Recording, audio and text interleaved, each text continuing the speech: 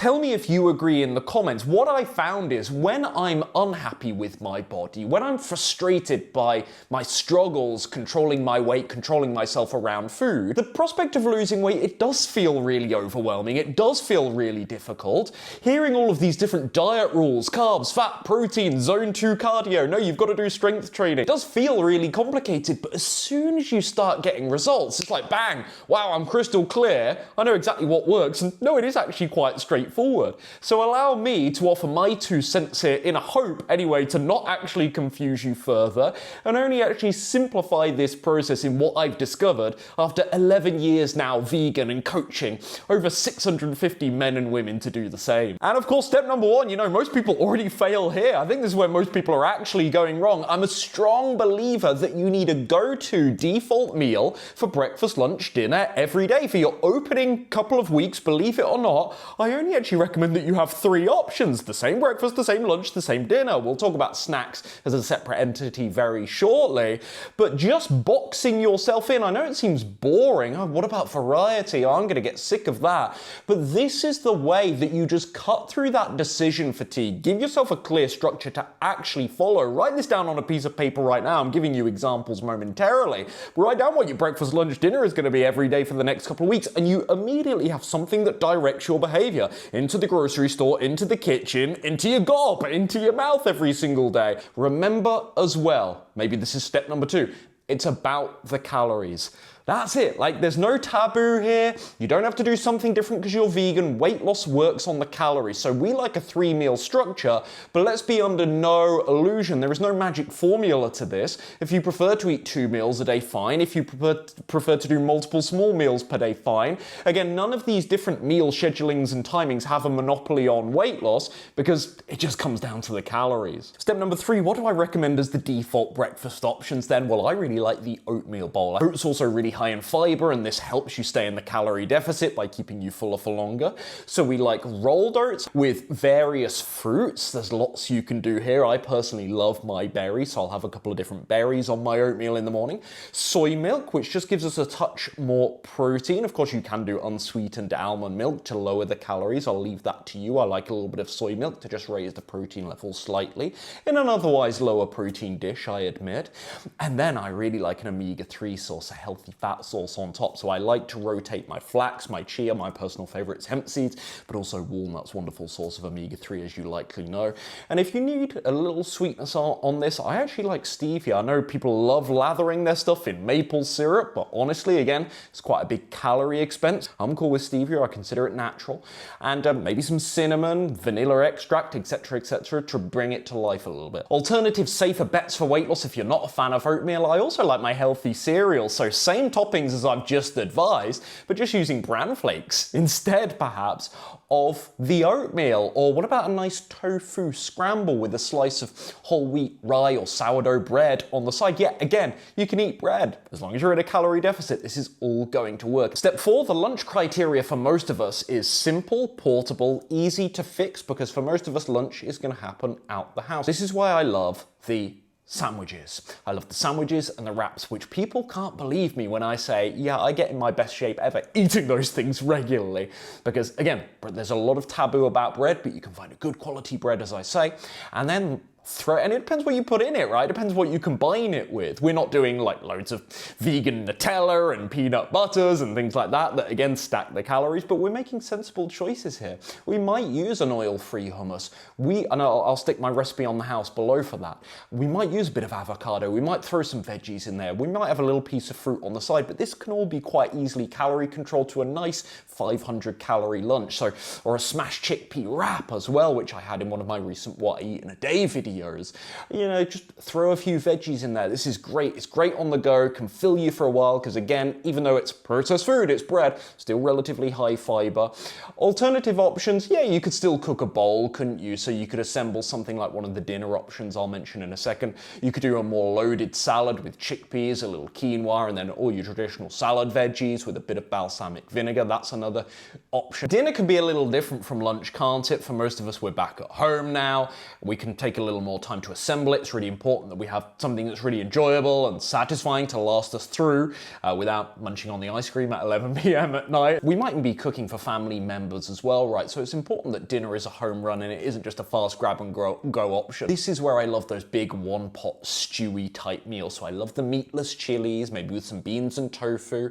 I love the lentil bolognese, lentil marinara. Love the ridiculously simple red lentil dal. What about my tofu stir fry that I've been harping on this channel about for years and years and years? We take these, we pair them with a healthy carbohydrate source, a whole grain, for example, maybe some potato, white or sweet, fantastic for weight loss, great calorie to volume ratio of potato, maybe even a whole wheat pasta. We're gonna load this up, this is key. We're gonna load this up with low calorie vegetables. Now, most vegetables are low calorie, so I think what I'm really leaning on there is the non-starchy vegetables. They're amazing for bulking up, adding volume without stacking too many calories. This is so crucial at dinner. All of these meal examples I'm giving here, portion sizes are relative, calories are relative. No, I can't advise on those here because it's a general video going out to the populace, the general populace. So those things are hyper individual, but I'm just trying to give you frameworks anyway to start thinking about very simple plant-based meals that still really nicely nutritionally balanced with carbohydrates, healthy fats, protein, plenty of micronutrients, vitamins, minerals, fiber too, but they tend to be quite calorie controlled meals. Step 6, do you notice how all of these meal options I've just given all follow the same formula? And you may have read this between the lines, but I just want to call it out here so you can make a note of it right now. Carbohydrate base plus plant protein source plus sensible, that's key, sensible amount of healthy fat because they are high in calories, the avocado, the nuts, the seeds, etc., etc., the tahini. These things are high in calories, so you be cautious with them, but you don't want to miss out on them altogether. And then, of course, we're bulking out with the low-calorie fruits and vegetables. Fruits mainly with the breakfast. We'll talk about snacks again in a second, but vegetables with our lunch and dinner. And this is a great way to hit all of your nutrients, as I say, check all of those boxes for a balanced vegan diet, but still have some kind of formula to start throwing meals together without it being overwhelming. Like, when you have this formula, you don't need recipes anymore. Step 7, I promise we'll talk about it, build in those snacks. I really think it's worth sparing 200, 250, maybe 300 calories per day to quote unquote spend on healthy snack options. Why? Because they could just carry you through to the next meal lightly. You can maybe channel desserty style cravings, sweet tooth style cravings to those snacks. If maybe you're running late after work meetings and it's looking like dinner might be pushed back for an hour, it's great to just have that backup plan, that little hit of a healthy 100 calorie, high fiber, enjoyable snack that carries you through. What do we like? The low calorie safe stuff, as you'll predict. So we like the fresh fruit, not so much the dried fruit. Again, not saying you can't eat it, but be wary of the caloric density, the fresh fruit for that amazing calorie to volume ratio. We love the oil and butter-free popcorn. This is such a hack, maybe with a little salt, stevia. You can even throw nutritional yeast on there. Not necessarily all of those things together. That'd be an interesting experience for you. It's one of the highest volume foods out there. The problem is people lather it in the butters and the oils. Oh, rice cakes, by the way. I know they're plain. I know they're boring. That's why you need to get them salted, but rice cakes, again, quite high volume for calorie density. These are great things, and I personally like to avoid, controversial to some people, the healthy snack bars like Lara bars, certainly things like protein bars, trail mix, just eating some nuts and seeds, taking a slice of bread. I know I spoke positively about healthy bread, but then lathering it in like a good tablespoon, generous tablespoon of nut butter. Well, that might be 220 calories down the hatch just for one snack. So I like the other options more so than those things. Step 8, until we are in weight maintenance, we are cautious with the more calorie dense, still healthy foods that a lot of people have some misconceptions about. I've kind of implied lots already about nuts and seeds and nut butters being healthy but calorically dense. Don't forget avocados in this category as well. Seeds, of course. Tahini, once again, great to throw in your dressings. Cashew, making a nice cashew dressing.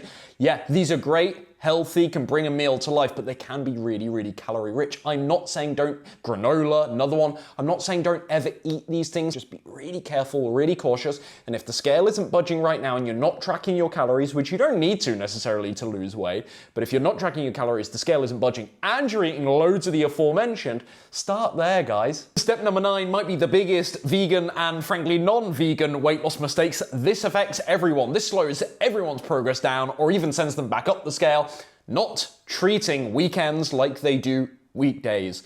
Focus. Stay on point. Stay on the mission. I know we associate the weekend with fun, with relaxation, letting the guard down, spontaneous trips and adventures. Fine, you can still do all of those things. You don't need junk foods and pastries and treats and birthday cake and a glass of wine to do all of those favorite things you like to do with your loved ones or take that leisure time, relaxation time for yourself. Food does none of those things, but it's so closely, I'm not saying anything profound here, I appreciate, but it is so closely and intrinsically associated in our brains through experience, through behavior over time with these different emotions, activities, scenarios, circumstances, etc., etc. Try as best you can and detach and have this mentality of, no, Friday, Saturday, Sunday, I still stay on plan. I promise you, just speaking with a client about this today, I promise you, your progress is so much faster when you're not having these big calorie spikes at the weekend. For some people, they do the whole Monday to Friday thing perfectly. They're in that fantastic calorie deficit. They even notice by the time Friday comes,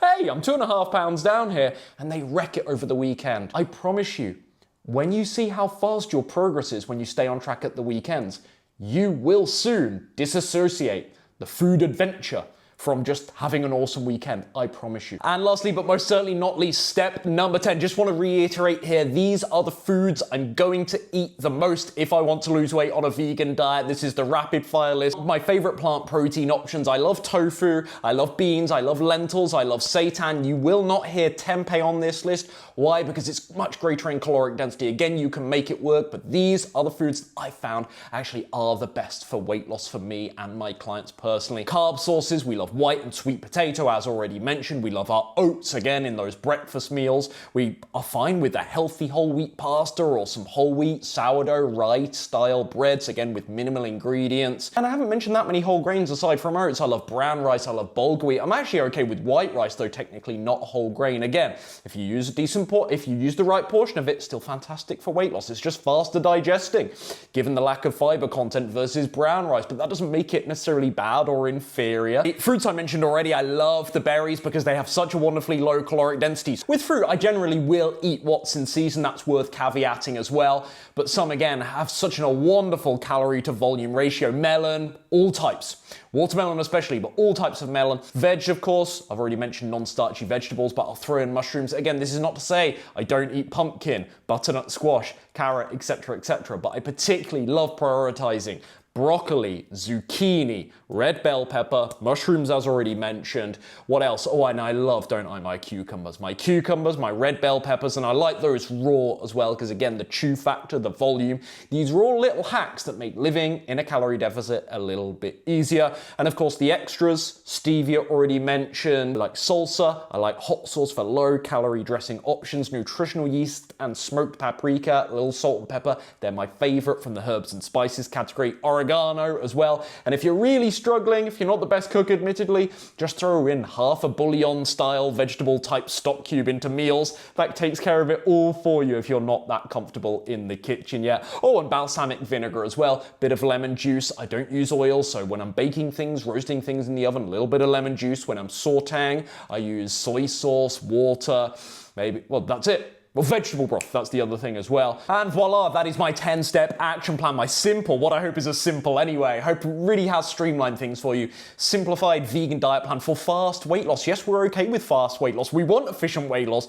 We don't want to be dawdling. I know I always say slow and steady wins the race, but you don't want to be dawdling back and up the scale and stalling and tolerating plateaus and the constant 2 steps forward, 1 step back that basically every dieter, me included in the past, used to constantly do. No, we want speedy weight loss that goes right down the scales as long as it's healthy, as long as it's sustainable, as long as we're not white knuckling and starving. Yeah, we're happy for fast weight loss. So again, reminder, this works if you're in a calorie deficit, if you're not in a calorie deficit. If you don't want to track your calories, perfectly fine. I'm not necessarily saying that's mandatory, but if you're looking at the scale, following this plan every week and it's not dropping, just follow one of those little tweaks I talked about today. You will surely get things moving. If you like what I've shared today, but again, there is still a little bit of overwhelm here and you want my help, just telling you exactly what and how much to eat to get that scale moving. Of course, some accountability, the mental emotional support to help you through the plateaus and the cravings, the wobbly moments, the messy weekends. Someone really in your corner and on your team to give you that extra level of personalization, guidance, etc., etc.